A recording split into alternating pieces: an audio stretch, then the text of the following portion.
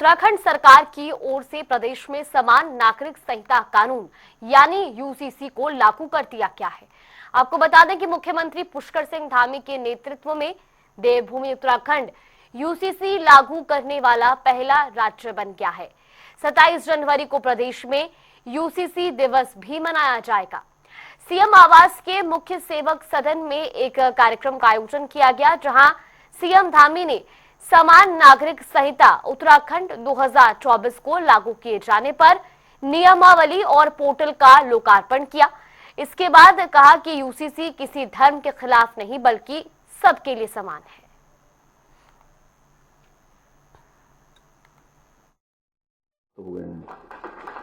जो हम बार बार कहते थे कि देश की आधी आबादी का एक पूरा कानून है, तो ये पूरा कानून देवभूमि उत्तराखंड में लागू हो गया है।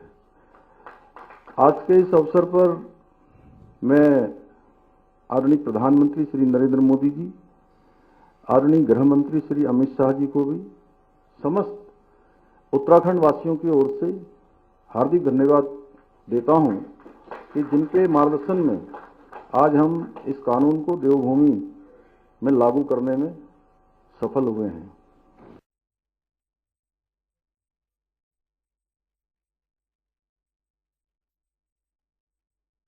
मैं आज समस्त देशवासियों को और अपने प्रदेश के तमाम देवतुल्य जो हमारी जनता है देवभूमि की, उन्हें माननीय मुख्यमंत्री श्री पुष्कर सिंह धामी जी की तरफ से एक उपहार है ये, और जो सिमिलरिटी और समरसता इसके जरिए से होगी, वो भी एक बहुत ही अच्छा अनुभव हमारे प्रदेश में होने वाला है।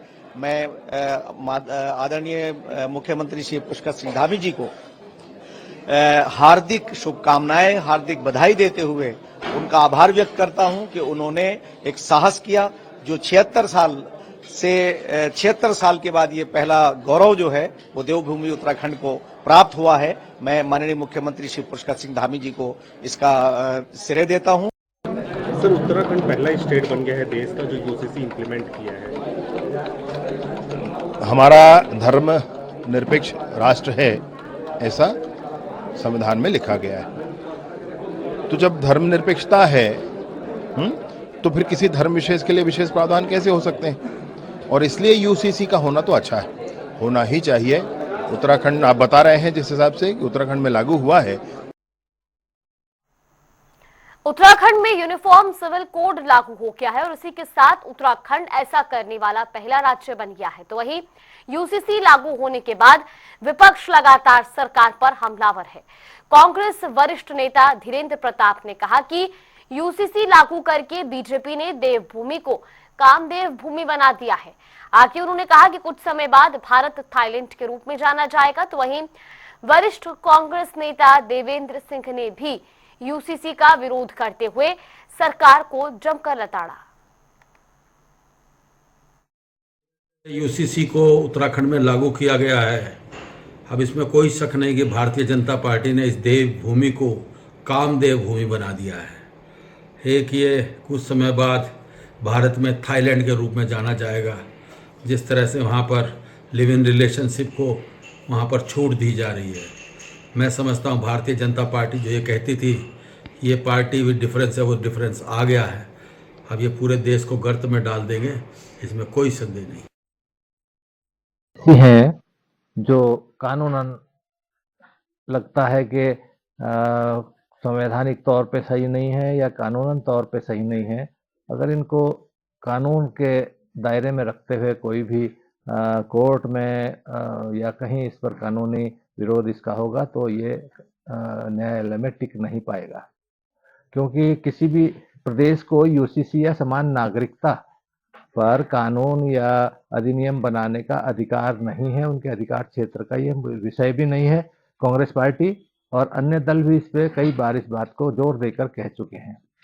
इसलिए इसको एक तरफा डिसीजन हम कह सकते हैं। इसमें दो तीन चीजें तो ये है, जो हम एक तरफ हम युवाओं को रोजगार की, उनके भविष्य की, उनके बेटी बचाओ की या महिला सुरक्षा और सशक्तिकरण की बात करते हैं, लेकिन इसमें जो प्रावधान दिए हैं वो बहुत ही ज़्यादा चिंता करने वाले हैं। इसमें जैसे कि एक मैं उदाहरण आपको दे दूं, एक प्रावधान है, कोई आदमी बाहर से यहाँ आके रहता है, 2 साल के लिए नौकरी में ट्रांसफर पे आता है या कुछ साल तक रहता है, वो यहाँ पर लिव इन रिलेशन के तहत किसी भी महिला से अपने संबंध बना सकता है और कुछ समय के बाद उसको छोड़कर जा सकता है।